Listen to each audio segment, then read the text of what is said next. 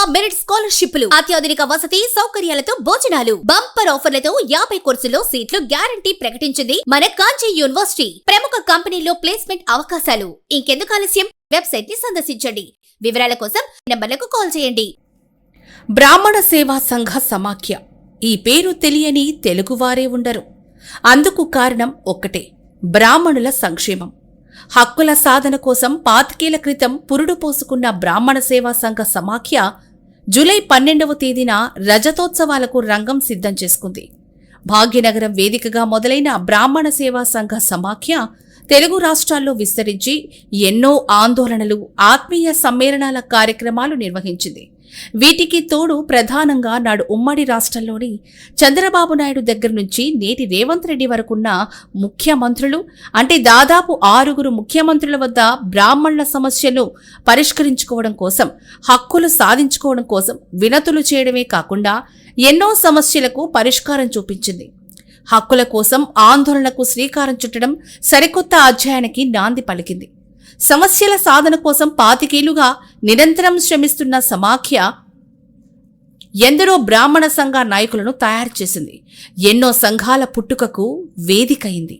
బ్రాహ్మణ సమాజం విస్తరిస్తున్న కొద్దీ వారి అవసరాలకు అనుగుణంగా శాఖోపశాఖలుగా విస్తరించుకుంటూ బీఎస్ఎస్ఎస్ తన కార్యకలాపాలను కొనసాగిస్తోంది. సమాఖ్య వేదికగా ఎన్నో అనుబంధ సంస్థలను కూడా తీర్చిదిద్ది కార్యక్రమాలు నిర్వహిస్తోంది. ప్రధానంగా బ్రాహ్మణులంతా కలిసుండాలని ప్రతి ఏడాది ఆత్మీయ సమ్మేళనాలు, వివాహ పరిచయ వేదికలు, జాబ్ మేళాలు, ఉపనయన మహోత్సవాలు, మహిళా దినోత్సవాలు, ఇలా సందర్భాన్ని బట్టి ఎన్నో కార్యక్రమాలతో సమాఖ్య 25 ఏళ్ల సంబరాలు చేసుకోబోతోంది. నేటి తరం తెలుగు రాష్ట్రాల రాజకీయ నాయకుల్లో 100కు 100% నాయకులు బ్రాహ్మణ సేవా సంఘ సమాఖ్య కార్యక్రమాల్లో పాల్గొన్నవారే. ఆ మూలాలు కలిగిన బ్రాహ్మణులు ప్రజా ప్రతినిధులుగా విరాజిల్లుతున్నారు. బ్రాహ్మణులంతా కలిసుండాలి, వసుదైక కుటుంబంలో కలిసి అభివృద్ధి చేసుకోవడంలో ముందుకు సాగాలి అన్న సమాఖ్య లక్ష్యాన్ని చేరుకుంటూ ఉండడమే కాకుండా నవతరానికి ఆదర్శంగా నిలుస్తుంది.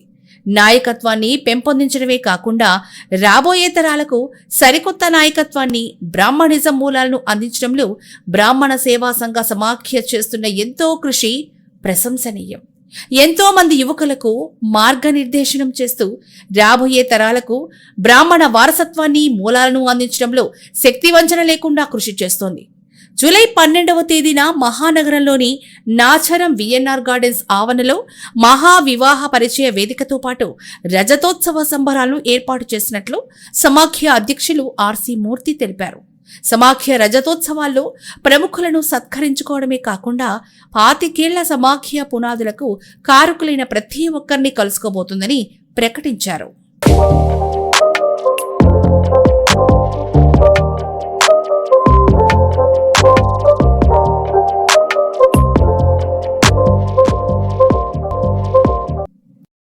బ్రాహ్మణ బంధువులందరికీ కూడా నమస్కారం. బ్రాహ్మణ సేవా సంఘ సమాఖ్య ఏర్పడి 25 సంవత్సరాలు అయిన సందర్భంగా రజతోత్సవ కార్యక్రమాలు చేయాలని చెప్పేసి మా యొక్క కోర్ కమిటీ అనేది నిర్ణయించింది. సో ఈ సందర్భంగా బ్రాహ్మణ సేవా సంఘ సమాఖ్యలో గత 25 సంవత్సరాలుగా బీజేపీఎస్ కోసం కష్టపడిన పనిచేసి ఈ స్టేజీకి తీసుకొచ్చిన వాళ్ళందరినీ కూడా సత్కరించుకోవాలని చెప్పేసి ఈ సందర్భంగా రజతోత్సవ వేడుకలు అనేది జరుపుకోవాలని చెప్పేసి అనుకుంటున్నాం. ముఖ్యంగా ఇందులో ఎంతో మంది మహానుభావులు, ఎంతో మంది పెద్దలు, రాజకీయవేత్తలు అందరూ కూడా కలిసి యొక్క బ్రాహ్మణ సేవా సమాఖ్య అనేది గత 2000లో స్థాపించడం జరిగింది. మరి అప్పటి నుంచి ఇప్పటి వరకు కూడా ఎంతో మంది బ్రాహ్మణ సమాజం ఐక్యత కోసం బ్రాహ్మణులకి ఏదో చేయాలనే సంకల్పంతో బీజేపీఎస్ అని స్థాపించడం జరిగింది. స్థాపించిన వ్యక్తుల్లో ముఖ్యంగా అన్నదానం సత్యనామూర్తి గారు, మరి వేమూరి ఆనంద సూర్య గారు, మరి వకలాంగ శ్రీనివాస్ గారు, మరి డాక్టర్ అప్పారావు గారు, మరి ఎంవి శాస్త్రి గారు, మరి కేకేబి శర్మ గారు, మరి మునిపల్లి శ్రీనివాస్ గారు, ఇలాంటి పెద్దలందరూ కలిసి ఈ యొక్క సంస్థను స్థాపించడం జరిగింది. మరి ఆ రోజు నుంచి ఈ రోజు వరకు కూడా బ్రాహ్మణ ఐక్యత కోసం పాటుపడుతూనే వస్తున్నారు. బ్రాహ్మణ బీజేపీఎస్ అనేది ఇప్పటి వరకు బ్రాహ్మణుల కోసం ఎంతో చేస్తోంది, చేయబోతోంది కూడా. సో ప్రభుత్వాల తరపు నుంచి అన్ని విధాలుగా అవకాశాలు అందిపుచ్చుకునేట్లుగా ఈ రోజు బ్రాహ్మణ సేవా సమాఖ్య అనేది ముందుకు వెళ్తూ సాగుతోంది. ఈ యొక్క రజతోత్సవ వేడుకలు అనేది వచ్చే నెల జూలై 12వ తారీఖు విఎన్ఆర్ గార్డెన్స్ లో మల్లాపూర్లోను విఎన్ఆర్ గార్డెన్స్ లో చేయాలని చెప్పేసి సంకల్పించాము. కావున ఈ యొక్క కార్యక్రమానికి ప్రతి ఒక్కరిలో కూడా రావాలని చెప్పేసి, బ్రాహ్మణ బంధువులందరూ కూడా రావాలని చెప్పేసి మీ అందరికీ కూడా ఈ వేదిక నుంచి పిలుస్తున్నాను. అందరినీ కూడా ప్రతి ఒక్కరిని కూడా రావాల్సిందిగా కూర్చున్నాను. ఆ రోజున రజతోత్సవ వేడుకల్లో ఏంటంటే కనుక 70 సంవత్సరాల నుంచి 75 సంవత్సరాలు ఎవరైతే గనక నిండిన వాళ్ళు ఉన్నారో వాళ్ళందరినీ కూడా స్పెషల్ గా ఆ రోజు సన్మానించుకోవాలని చెప్పేసి, ఈ రోజున B++ నందువల్ల కొన్ని అనివార్య కారణాల వల్ల లేకపోయినప్పటికీ కూడా ప్రతి ఒక్కరిని కూడా స్పెషల్ గా నేను ఇన్వైట్ చేసి వాళ్ళందరినీ పిలిచి సన్మానించుకునే అవకాశం అనేది ఈ B++ వేదికగా నాకు అందినందుకు నేను సంతోషిస్తున్నాను. సో మీ అందరినీ సన్మానించే అదృష్టం నాకు దొరికింది. సో ఈ సన్మానానికి మీరందరూ కూడా విచ్చేయాలని చెప్పేసి నేను తెలియజేస్తున్నాను. కాబట్టి చిన్నవాడినైనా మీరందరూ కూడా రావాల్సిందిగా ఒక సమావేశానికి కోరుచున్నాను, మరీ కోరుచున్నాను.